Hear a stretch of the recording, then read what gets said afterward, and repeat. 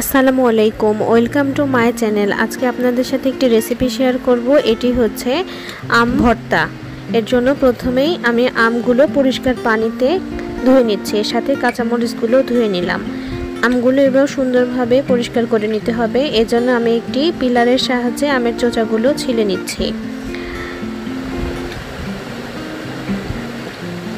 এই যে আমার এখানে আমের চোচাগুলো সম্পূর্ণরূপে ছিলা হয়ে গেছে। এরপরে আমি একটি কুর্নির সাহায্যে আমগুলো একটু কুচি কুচি করে নিব। আমি এখানে মোট 3টি আম নিয়েছি, আপনারা পরিমাণ বাড়িয়ে নিলে নিতে পারেন।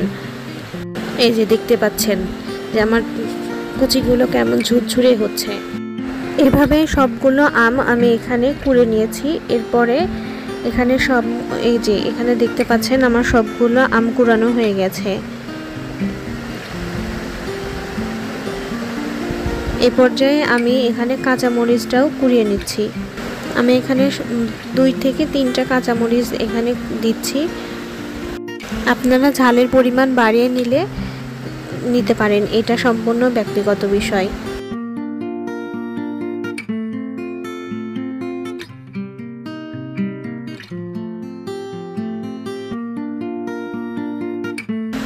এরপরে আমি একটি শুকনো মরিচও অ্যাড করেছি, এটা ফ্লেভার আসার জন্য, একটু কালারফুল আসবে এজন্যে। আপনারা শুকনো মরিচ না নিলেও কোনো সমস্যা নেই।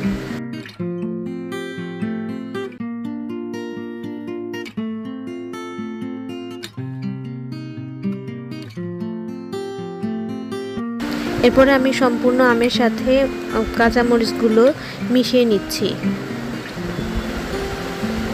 এরপর 1 চা চামচ পরিমাণ আমি লবণ মিশিয়ে নিচ্ছি। একটি করে উপকরণ দিবেন এবং একটু ভালোভাবে মিশিয়ে নেবেন, এতে আমের সাথে সম্পূর্ণভাবে মিশে যাবে। এরপর আমি একটু সরিষার তেল দিচ্ছি, এটা এক পরিমাণ অনুযায়ী বাড়িয়ে কমিয়ে নিতে পারেন। আমি এখানে লবণ এবং কাঁচামরিচগুলো সম্পূর্ণ মিশিয়ে নিয়েছি আমের সাথে। এরপরে আমি ঝাল মশলাটা অ্যাড করব। এটা আপনাদের বাসায় না থাকলে আপনারা এখানে আমি যে শুকনো মরিচটা দিয়েছি এটার সাথে একটু মিহি করে গুঁড়ো করে নিলেও এখানে মেশাতে পারেন। এটার পরিবর্তে আমি এখানে ঝাল মশলাটা মিশানোর পরে আবারও মাখিয়ে নিচ্ছি। এরপরে আমি কাসুন্দি দিচ্ছি খুব অল্প পরিমাণে। আপনারা এটা বাসায়ও তৈরি করতে পারেন। বাসায় সরিষা থাকলে আপনারা পাটাতে বেটে এই কাসুন্দিটা তৈরি করতে পারেন। আমি এখানে বাজারের কাসুন্দিটা অ্যাড করেছি এবং এর সাথে আমি 1 চা চামচ পরিমাণে চিনি মেশাচ্ছি।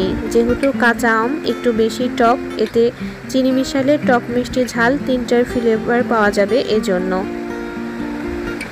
এখানে সম্পূর্ণ মিশানোর পরে আমি একটু খেয়ে টেস্ট করে দেখলাম কোনো কিছুর পরিমাণ কম ছিল কিংবা বেশি ছিল কিনা, সেজন্য আমারটা একদম পারফেক্ট হয়েছিল। আপনারা আমার রেসিপিটা দেখে যদি একবার হলেও ট্রাই করেন তাহলে কমেন্টে অবশ্যই জানাবেন কেমন হয়েছিল খেতে।